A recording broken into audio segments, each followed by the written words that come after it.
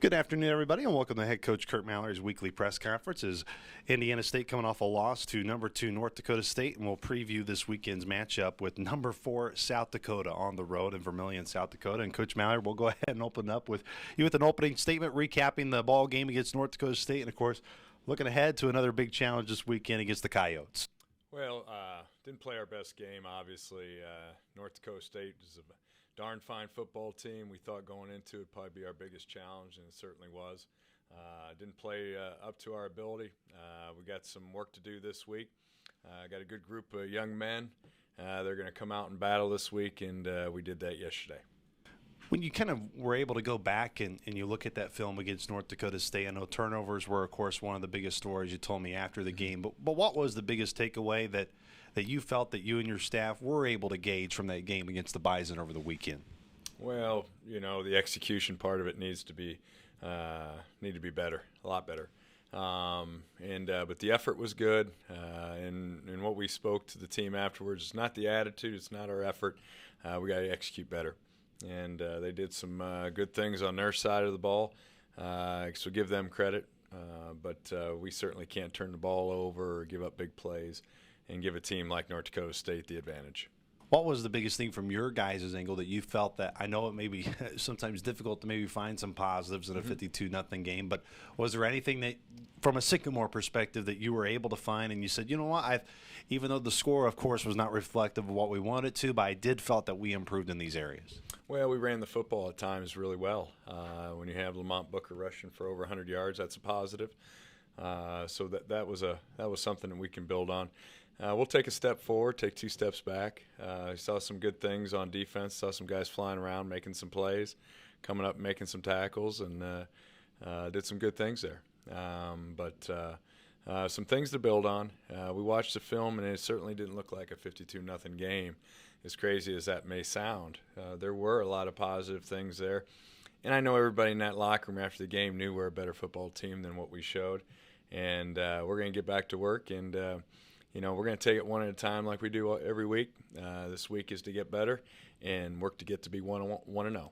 Initially, when you met with your team on Monday yesterday, I know you'll hit the field and practice this afternoon, but really this past weekend, I think it's a credit to your guys. It was really the first time all year where, even though there were moments you got some positive momentum building against North Dakota State and able to move the football, that was probably the first game this year where you really felt that you didn't necessarily have a chance to win the game throughout. How did your guys respond when you met with them yesterday, and just kind of that initial reaction following the weekend? They're locked in. They came out yesterday and worked, but that's been the attitude all year. Like we said earlier, it's not the effort or the attitude of these young men. They're coming out, they're working, and that's why the wins are coming.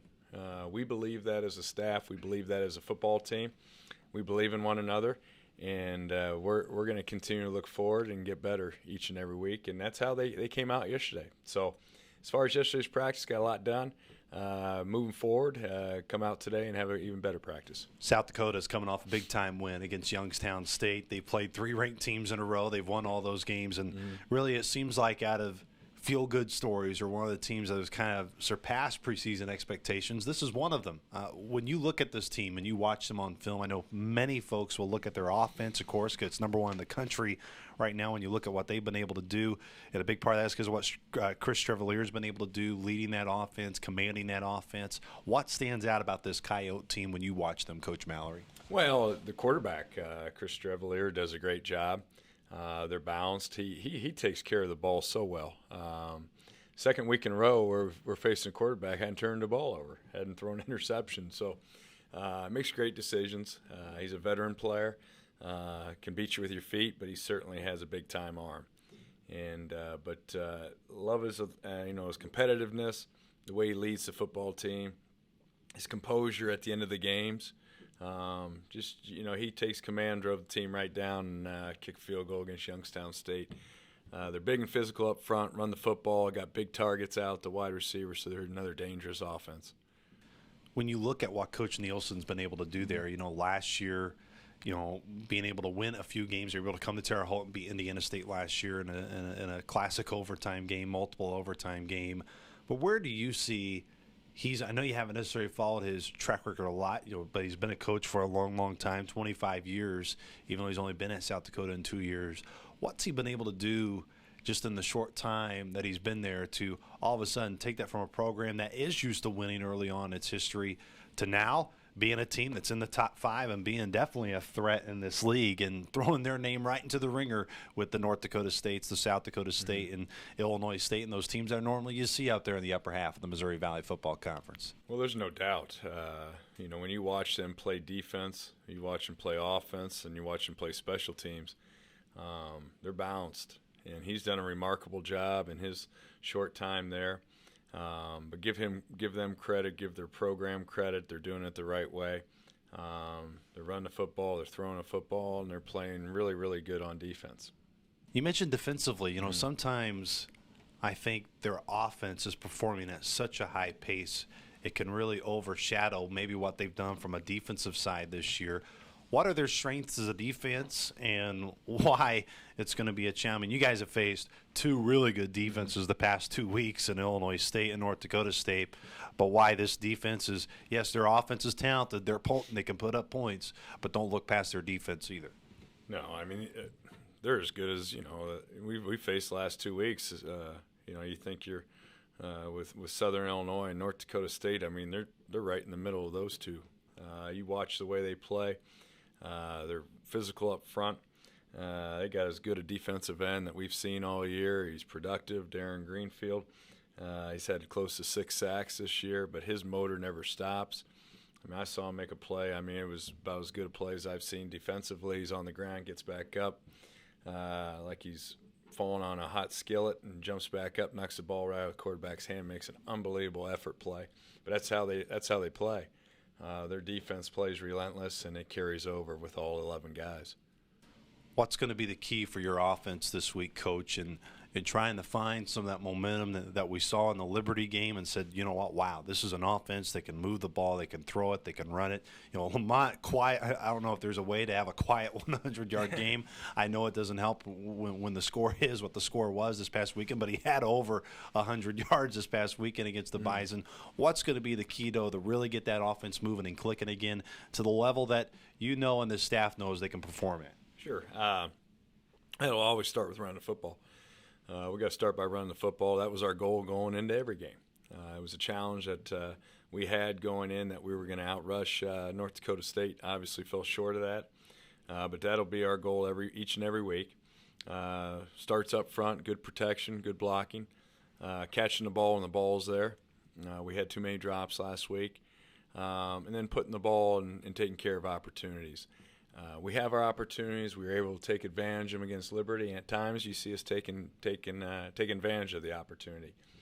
So we got when those opportunities come to make a big run or to make a catch and not leave any of those on the field. Got to take care of the football better. We all know that. Can't turn the ball over 5 times and expect to beat anybody. Special teams, we got a lot of young guys playing there, but it's time to grow up. They've played enough football this year. They're all very capable to playing and performing better, and they'll do that. We'll challenge them this week defensively to continue to rotate guys in there because you're going to have that. You're going to have that in college football. You're going to have bumps and bruises. We had all 3 linebackers out at one time. They're all 3 tough. They all want to be out there, and they'll be out there. So that's a part of football, and that we get whoever's out there. The motto this week is just give us a place to stand defensively, and when you get an opportunity to do that, stand and deliver. You mentioned that moment in the game against North Dakota State, from the broadcast booth, you see Cottrell go down, and then you see Jonas go down. And, of course, before that, Ron Trez went down on a scary kickoff return. Cottrell and Jonas, of course, were able to return to the game. Cottrell, I think, had a dislocated shoulder. What does that – I know those guys are tough. I mean, you see them each and every day in practice. You saw it in the spring when you first got here. What did that game really this past weekend, just the toughness and Cottrell being able to come out, and those guys, it seems like no matter really how they're feeling at any point, they're going to do whatever they can to get back out on that field and really be out there for their teammates, which I know is something they've really shown all year long. I'll start with the 3 linebackers. When they went down, I knew they were hurting. It takes a lot to knock those 3 down, and to keep them down. And they won. They went back in. And when I heard that they were going back in, I was surprised that it wasn't something that would keep them out. But it's going to take a lot to keep those 3 out. As far as the other injuries, we feel like we're going to get those guys back. When, time will tell. But again, it was a physical game, and we had some guys go down, but we feel like we're going to get them back. One of those guys, just because I know it was kind of one that took a lot of attention. I mean, anytime anybody gets carted off the field, it's always a scary moment. And of course, that was Rontrez Morgan. Being able to see Trez after the game, he seemed in really good spirits. Just an update on Rontrez and how he is doing this week as you've been able to communicate with him after a course. It's always a scary moment. As you know, sometimes special teams can cause those scary collisions. Rontrez is a freshman. And the one thing I've found out about Rontrez is he loves to play, and he wants to be out there, practicing, and we got to have more guys like that. And he is a guy that, if he can go, he's going to go on one leg, and we're going to get him back. When, we'll see, but if it's up to him, he'll be out there. And but we got to make sure when he's back that he's cleared the right way. But you talk about a young man that loves football, and he's been a joy to have on this football team, and love his competitive nature. We haven't had the chance. We talked about the keys for your offense against South Dakota State. Let's end it with your defense. I know it was difficult for them on Saturday against North Dakota State because they're just put in so many difficult situations with whether it's turnovers, short fields, and any time you give a team like North Dakota State, it'll be the same this weekend. Anytime you give South Dakota a short field, it's going to be hard to keep them out of the end zone. But what's the key really for your defense to kind of flex those muscles that we've seen this year of why that front 7 and why that defense has been a tough one to score against this year? It's gonna come down to being able to limit the quarterback and affecting him. He's a dangerous weapon. I don't know if you ever stop him, but we've got to be able to contain him. He's got a big-time arm. He's an effective runner. He can make you miss. He can take it and run. So he's as good a quarterback as we face this year. Makes a lot happen out there. So it starts with him, keeping him contained. And then obviously they got the way they throw the football. They throw the football very, very well. Very balanced attack, scoring 45 points a game. And, we got to be able to keep that point margin down where they're not scoring as many points. But it starts with controlling the quarterback. All righty, Coach. Appreciate the time. Good luck this weekend, and we'll see you and keep up with you throughout the week. All right, thank you.